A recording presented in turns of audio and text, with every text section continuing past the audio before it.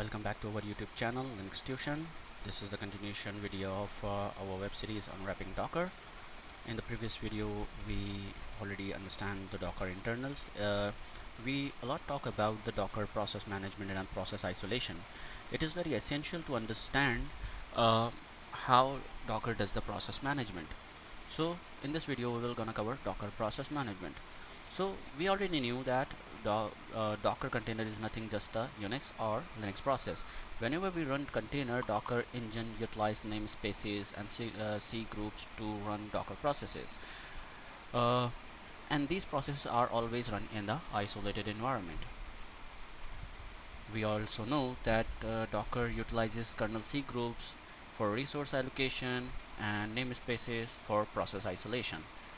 So we already get the understanding how Docker does the process management. So it is the time to understand in with some real examples. So imagine if I run the Docker container. Imagine it would be a Nginx. So from the base machine, what happens? Docker spins up some Nginx processes, and the process, we also know that the life of the Docker container will remain till the process runs. If the process got killed, container also got killed. So this is something we will be seeing in this demo. So I have a Linux machine which runs a Docker engine. So let's do docker ps, and nothing is running. Docker ps space minus a. So I'll be running, if I hit ps aux pipeline grep nginx, so there is nothing running. So let me run a nginx container, docker run space minus it space minus t minus name nginx, and I'll be using the nginx image. So if I see docker ps, so nginx container is just spins up 4 seconds ago. And previously, when I issue a command ps minus aux pipeline grep, so it returns nothing. So if I run the same command again, so we can see there are some nginx process running. And we already saw that the process from another these process cannot be seen by any other container, and vice versa. But from the base machine we can see that. The thing which we did not observe at the moment is, what if these process got killed? What happened to the container? So container lifecycle is still when the process is running. So it's all about you can say Docker container life is directly proportional to the process that runs within the container. If the process which is running under the container got killed, Docker container also got killed. So let's do this real quick. If I ssh into the container, if dar and dar and what is the container name? It's nginx. And if I hit, so I can see I already seen that nginx process is running. So if I kill the nginx processes, so I'll be stopping the nginx service. So let's see what happened. Suddenly it kicks me out and my prompt got changed. If I hit docker ps, so I will see the container is gone. If I hit docker ps minus a, so I will see the container is just exited 11 seconds ago. So hence we proved the docker in container life is directly proportional to the process which runs under the docker container. If the process got killed, container also got killed. So this is something we already proved. Now the next thing which we need to do is Docker networking. We need to see how Docker manage the networking. There are three types of networking that actually maintained by Docker engine: Docker bridge networking, host networking, and null. So these are the three drivers that actually utilized by Docker.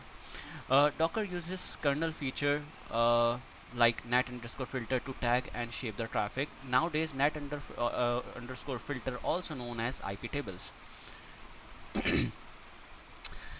When and why IP tables used by Docker engine? So Docker use IP tables for ingress and egress routing for traffic for Docker container. Imagine if you wanted to expose your some of your application. Imagine you are running Nginx from your Docker container. You would like to access it outside the Docker container or outside the world. So you would be using IP tables. So we will see in with real example. So first we understand bridge networking. Bridge networking is every traffic is flowing whenever we install a Docker engine. It install a Docker interface as well. So whenever we spins up container, it also spins up a network interface as well. And this particular network interface known to be named as Docker 0. This is the main bridge interface which will be acting as a router and the gateway for the other containers. All the other containers which we spins up will get the subnet, or you can say IP, from the same subnet where Docker 0 has. How containers get internet access? So there is a policy which is for which actually plays in the pre-routing chain for so it says whenever a destination is local, route the traffic, and the chain is Docker, so and the destination is everywhere, so move it to the interface called Docker 0. How we can access container from outside? So Docker run, and we need to add a switch called -p. Then what happen? It will add a IP table rule. We will see all this in real example whatever we are seeing. So let's do this real quick, and we will see in live with live examples. So this is my Docker machine. Let me just remove my container which I spins up. So we should be clear. Like now if I hit the command if config, so I'll be seeing there is a Docker interface, how the traffic flows.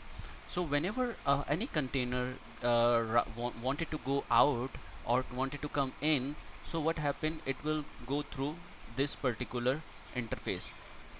Every traffic from containers will be routing through Docker 0. And what happened, imagine, let me just spins up a container, then it will be a better example.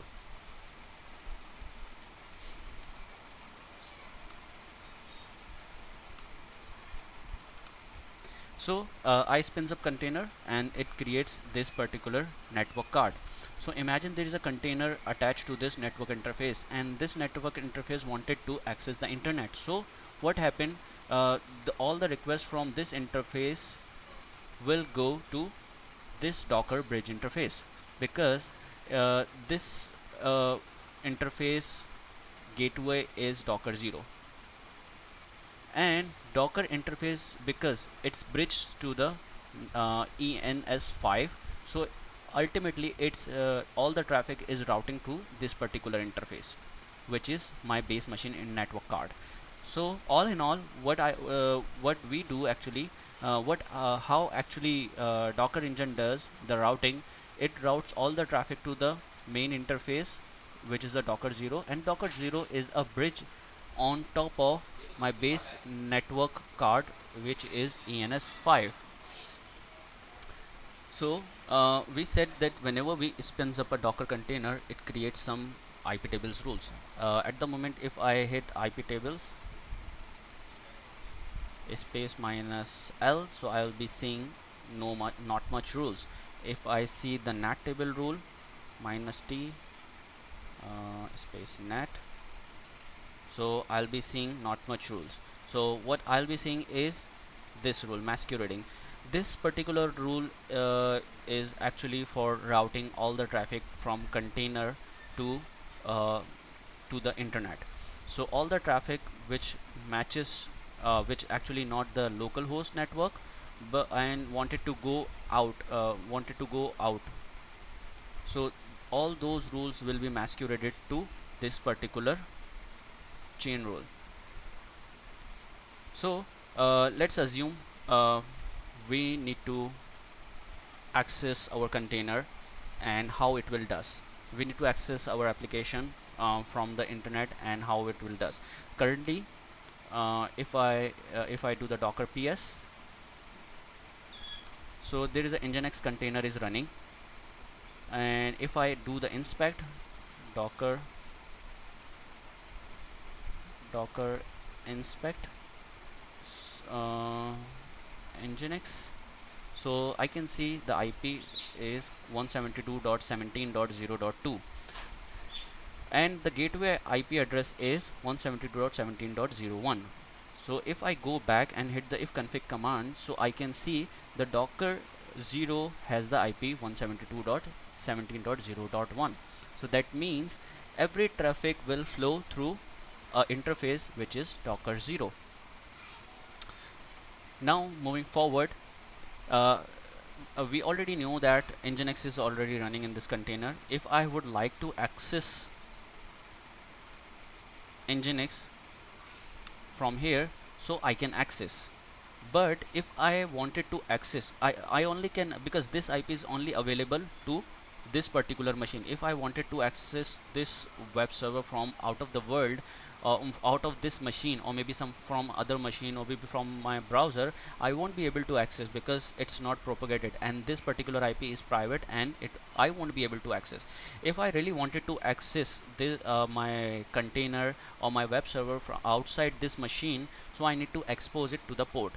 We will see what happened. First we will see IP tables space minus t nat minus l.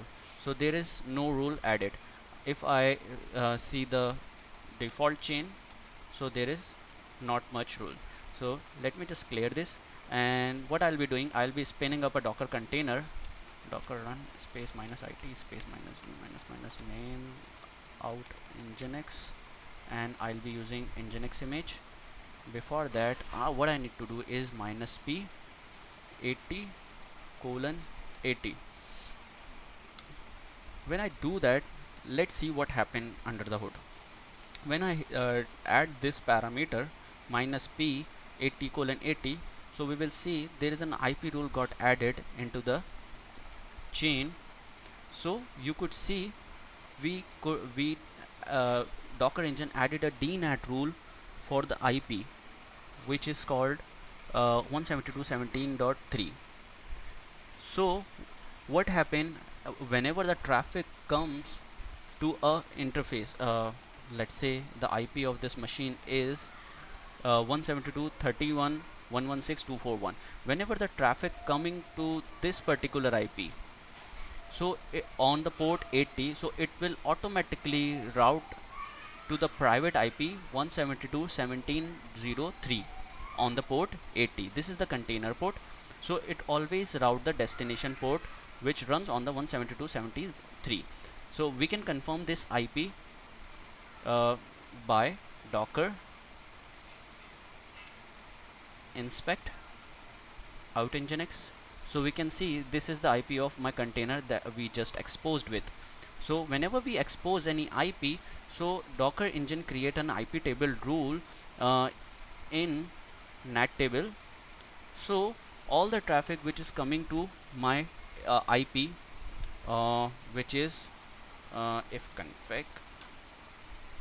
So if I access from this IP cur this, so I'll be able to see the nginx page,